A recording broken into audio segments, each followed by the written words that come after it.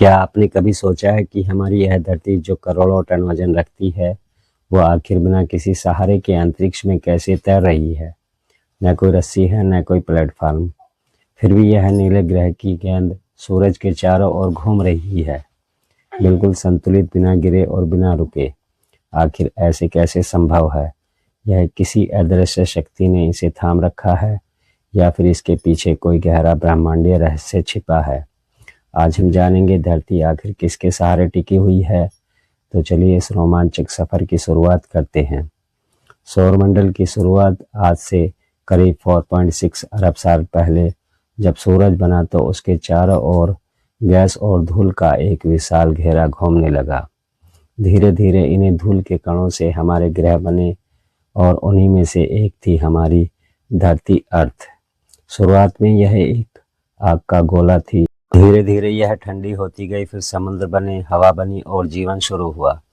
लेकिन उस वक्त से ही एक सवाल बना रहा कि धरती सूरज के चारों ओर क्यों घूमती है, और यह है कभी सूरज से टकराती क्यों नहीं।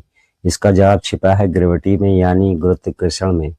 सूरज जो धरती से 3,33,000 गुना ज्यादा भारी है, उसकी ग्रेविटी इतनी शक्तिशाली है कि वो पूरे सौरमंडल को अपने नियंत्रण में रखता है।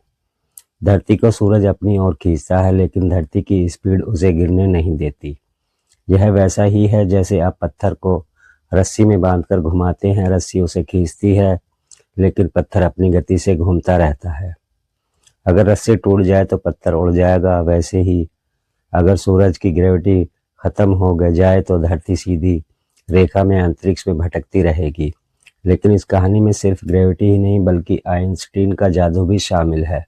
अल्बर्ट आइंस्टीन ने कहा था कि ब्रह्मांड सिर्फ खाली जगह नहीं, बल्कि स्पेस टाइम नाम की एक चादर है। अब सोचो, अगर उस चादर पर एक भारी बाल यानी सूरज रख दो तो वह चादर झुक जाएगी और छोटी छोटी गेंद यानी ग्रह उस झुकाव में फिसलते हुए घूमने लगेंगे। इसी झुकी हुई स्पेस टाइम चादर के कारण धरती सूरज की ओर गिरती भी नहीं है और उससे दूर भी नहीं जाती। वो बस उसकी ऑर्बिट में तैरती रहती है। अब सवाल यह है कि अगर सूरज की ताकत इतनी ज़्यादा है तो धरती सूरज में समा क्यों नहीं जाती? असल में धरती जब घूमती है तो उसकी गति एक सेंट्रीफ्यूगल फोर्स पैदा करती है, जो सूरज की ग्रेविटी को बिल्कुल बैलेंस कर देती है। एक तरफ सूरज खींच रहा होता है और दूसरी तरफ धरती की गति उसे बाहर की ओर धकेल रही होती है, और इसी खींचातानी के बीच धरती एक परफेक्ट बैलेंस में बनी रहती है।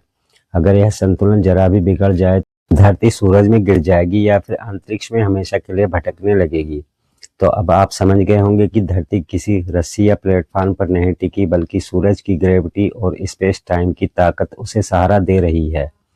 यानी धरती एक ब्रह्मांडीय संतुलन में तैर रही है, जहां गुरुत्वाकर्षण, गति और समय मिलकर उसे थामे हुए हैं, और शायद यही संतुलन धरती को अब तक जिंदा रखे हुए हैं।